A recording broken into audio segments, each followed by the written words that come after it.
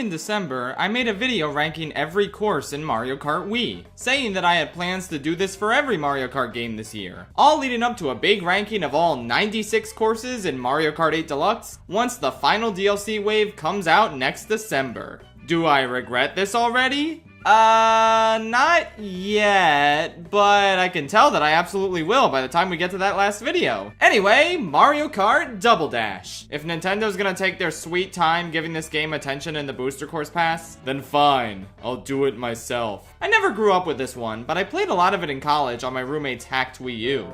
I mean, completely legal copy on a legitimate real GameCube. And it's awesome! I totally get the hype behind this game. The controls have their own unique feel compared to other Mario Karts. The character-specific items are a fantastic addition. It has Paratroopa, who is the most necessary character added to any Mario Kart ever. And, of course, the courses are bangers. Sure, there's only 16 because we don't have any retro tracks. In fact, this is the last game in the series to not include them. But on the plus side, that means we don't have any bad retros to weigh down the overall quality of this game's track selection. I hope we don't run into any Mario Kart games in the future where that's a problem. Anyway, let's start ranking some Double Dash tracks. There fortunately aren't really any D tiers in this game, meaning there's no tracks that I think are outright bad. But we do have a couple of C tiers which are pretty meh. So let's knock those out right now. Disappointment in the game of life. Oh my god, Dry Desert is so boring. Like, it's functional, it works, it's got a few cute attributes like this giant tornado and the big piranha plant in the Sarlacc pit over here. But by god, is there nothing else to enjoy about this one. Just looking at footage of it puts me to sleep. It only exists to be the token desert track, without offering anything unique that allows it to stick out from what is traditionally the most boring biome in Mario Kart. There's no train, no pyramid, no bazaar, no giant dry Bowser mouth that you go into. Okay, Bone Dry Dunes also sucks, but that's another story. Yeah, I got nothing. Don't be the one friend at the party who picks this course. Everybody will resent you for the rest of your life if you do so. That's probably not true, but oh well, the course is still lame. Let's move on. An ice world. Oh boy, here we go. Sherbet Land. Yep, that's right. The base version of Mario Kart 8 went ahead and picked the 2 worst courses in Double Dash as its choices to bring back. I know most of them returned already, so it was slim pickings, but come on, there were absolutely better choices than these pieces of trash. Sherbet Land is at least a lot more aesthetically appealing than Dry Desert, with this incredibly endearing wintertime aesthetic and lovely music. But man, this shit is slippery. Double Dash is already a relatively slippery game, but when you combine that with ice physics, it just kind of becomes unfun to drive on. Couple that with the huge freezies that are so easy to unintentionally hit, turning you into a solid block of ice for a few seconds. Yeah, I can't say I'm a fan of this one. It's better than the N64 Sherbet Lands, but not by much. The defense calls Wario. With the obvious exception of Baby Park, I feel like the most divisive track in this entire game is Wario Coliseum. I've seen rankings where it's at the top, and ones where it's near the bottom. I've seen people who love it and are begging Nintendo to bring it back, as well as people who couldn't care less about its exclusion from every Mario Kart since Double Dash. And this is easily the course I had the hardest time placing. I wanted to make sure I considered every angle, taking the wildly varying perspectives on this course into account. But I've gotta say, as much as I tried, I'm sorry, I don't really like this course. I initially found its steep difficulty curve compared to the other tracks to be annoying, but even after I got good and started winning races without falling off the edge, I still just found it kinda boring. The atmosphere here isn't great. I like all the Wario advertisements, but the track you're driving on feels like a lesser version of Waluigi Pinball. It's got the same cage-like aesthetic, but there it fit the theme. Here, the Coliseum aspect doesn't factor into the track at all. It's just in the background. The turns aren't really that satisfying to pull off. The only real novel part was the big ramp towards the end. Other than that, it's just kind of unmemorable. My friends felt the same way when we played through this course multiple times, just to make sure we weren't missing something. It's not a bad course, I just don't think it's a particularly engaging one. I wouldn't mind if it came back, because I think an updated version could potentially be a real banger. But this original iteration just isn't my thing.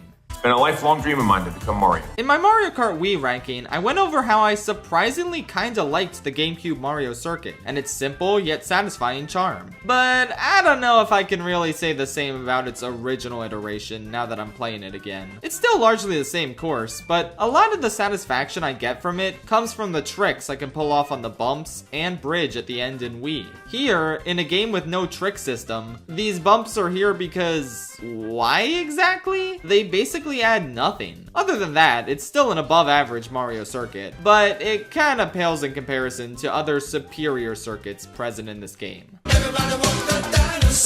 A lot of people adore Dino Dino Jungle and consider it to be an amazing top tier course, but I just kinda think it's alright. I was relatively underwhelmed by it when I first played it in 7, and I'm even less whelmed by its original iteration here. It's not a bad course, but it is pretty basic, especially for the Special Cup. I mean, for a dinosaur themed course to only revolve around a whopping one dinosaur? I don't know, that's a bit lame. Yeah, I know there's pterodactyls flying around, but they don't affect the gameplay at all. All you got is this one big blue dude who's really easy to dodge. On the flip side, the bridges are annoyingly tricky with how narrow they are and how easy it is to fall off. I suppose I just need to get good, but I don't know, much like Wario Coliseum, I don't think getting good will make much of a difference considering how everything else in this course, from the rest of the track layout to the atmosphere, is just kind of okay. It's neat to have this vague prehistoric jungle theme going on, but I don't really think it can elevate this track from just being kinda average. It's yet another dinosaur-related thing I can't fully get behind, I'm afraid. I swear, I don't hate dinosaurs though, it's just a coincidence. Dinosaurs themselves are cool, leave me alone. You just got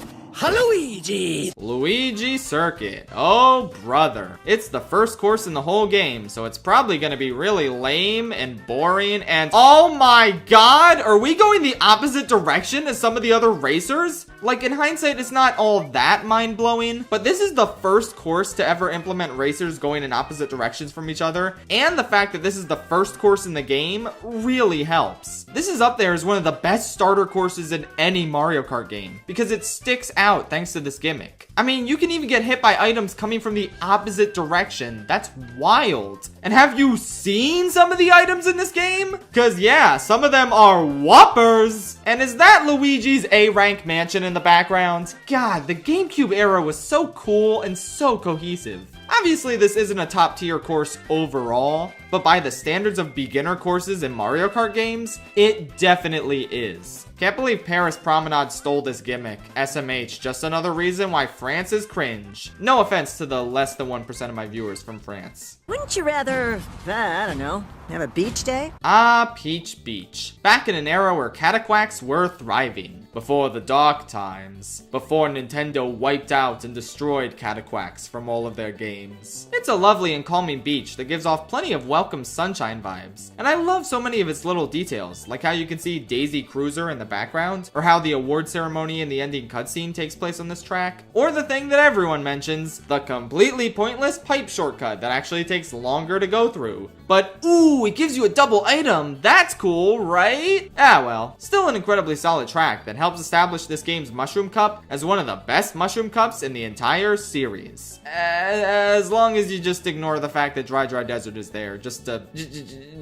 avert your eyes. I wonder if a fall from this height would be enough to kill me. Oh, Rainbow Road. For a while, I really hated this course, as most noobs do. I thought so many of its turns were too sharp and the course was too cheap and unfair in a lot of areas. Then I finally started getting good and I realized, hey, this Rainbow Road ain't too bad actually. I wouldn't call it a top tier Rainbow Road. It doesn't quite hit the same levels of majesty or iconicness as 64, Wii, or 7's, but it's nonetheless up there as a really good one. I still think there are parts of it that are a little unfair to newcomers. Like at some points I feel like the camera's too zoomed in and it's hard to tell how sharp the turns you need to make are. But for the most part, it's a tough but satisfying final challenge. The music and aesthetic are both gorgeous. The mushroom trampoline tunnel is really cool, and for some reason always reminded me of McDonald's play places. I don't know why, I think my brain's just being weird. And you can see Mushroom City below you. That's epic. Oh, and stars can rain down on the track and you can actually use them. This game is so cool! Yeah, it's a more than worthy entry to the Rainbow Road canon. Not an all-time favorite for me, but still really special.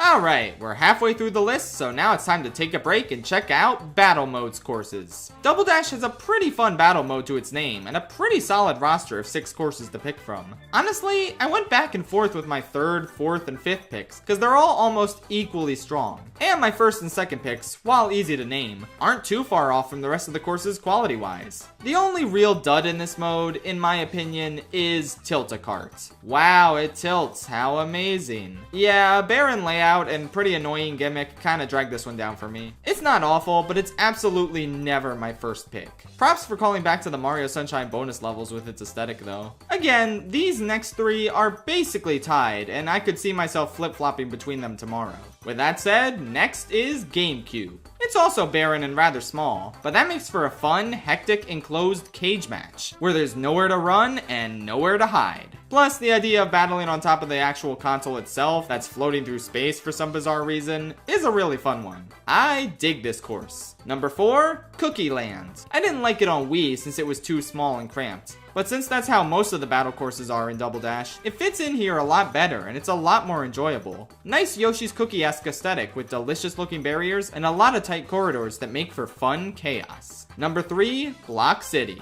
Block Fort's younger, more aggressive cousin with a plethora of routes and dead ends, perfect for item pelting. Looks a bit standard from the outset, but it's a surprise banger. Number 2, Luigi's Mansion. While small battle courses are fun, it's nice to have one with some breathing room for a change. Tons of layers and places to hide. With a great aesthetic that sneaks in a ton of references to the portrait ghosts from Luigi's Mansion. Something that the Mario Kart 8 version took out. SMH my head. Oh well, the original's got a great aesthetic, great layout, and overall it's a true banger. But not as much as number 1, Pipe Plaza. Oh god, what a cool gimmick, being able to pop in and out of pipes to shake other players off your tail. That, combined with utilizing the 2 layers of this course that are incredibly easy to switch between, make this the easy standout battle course of the game. Overall, a super fun, hectic as hell mode with 5 rad courses and Tilt-A-Kart to pick from.